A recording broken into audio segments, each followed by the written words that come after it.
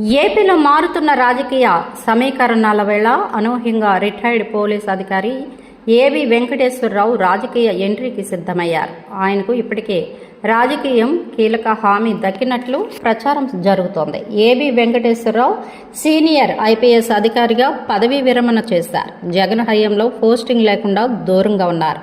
2014లో Chandrababu CM అయిన తర్వాత నాడు తొలుత అనురాధను నిఘా చీఫ్గా నియమించారు. అనురాధ తర్వాత ఏబి వెంకటేశ్వరరావు ఇంటెలిజెన్స్ చీఫ్గా 2019 ఎన్నికల వరకు వ్యవహరించారు. జగన్ ముఖ్యమంత్రి అయిన తర్వాత ఏబి వెంకటేశ్వరరావు పైన విచారణలు, సస్పెన్స్లు కొనసాగాయి.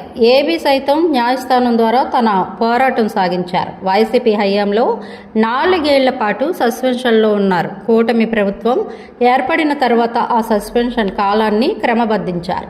అదేవిధంగా కూటమి ప్రభుత్వం ఆయనకు నామినేటెడ్ పదవిని కట్టబెట్టింది. ఏబీకి ఇచ్చిన పోలీస్ హౌసింగ్ కార్పొరేషన్ చైర్మన్ పదవిపైన భిన్నాభిప్రాయాలు వ్యక్తమయ్యాయి.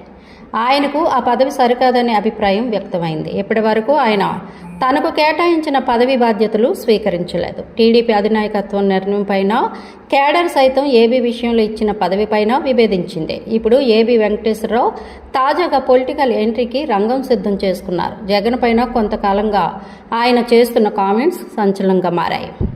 టీడీపీ అధినాయకత్వంలో ఏబి వెంకటేశ్వరరావుకు సన్నిహిత సంబంధాలు ఉన్నాయనే ప్రచారం జరిగింది. అయితే ఇప్పుడు ఏబీవి టీడీపీలో చేరటం లేదనే చర్చ కూడా జరుగుతోంది.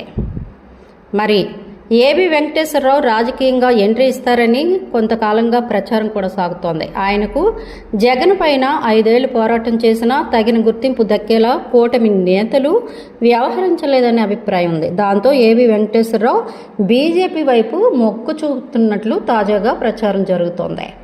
టీడీపీలోని ముఖ్యులు మాత్రం ఆయన రాజకీయంగా టీడీపీలోకి చేరాలని నిర్ణయిస్తే ఎమ్మెల్సీ పదవి దక్కే అవకాశం ఉందని అంచనా వేస్తున్నారు.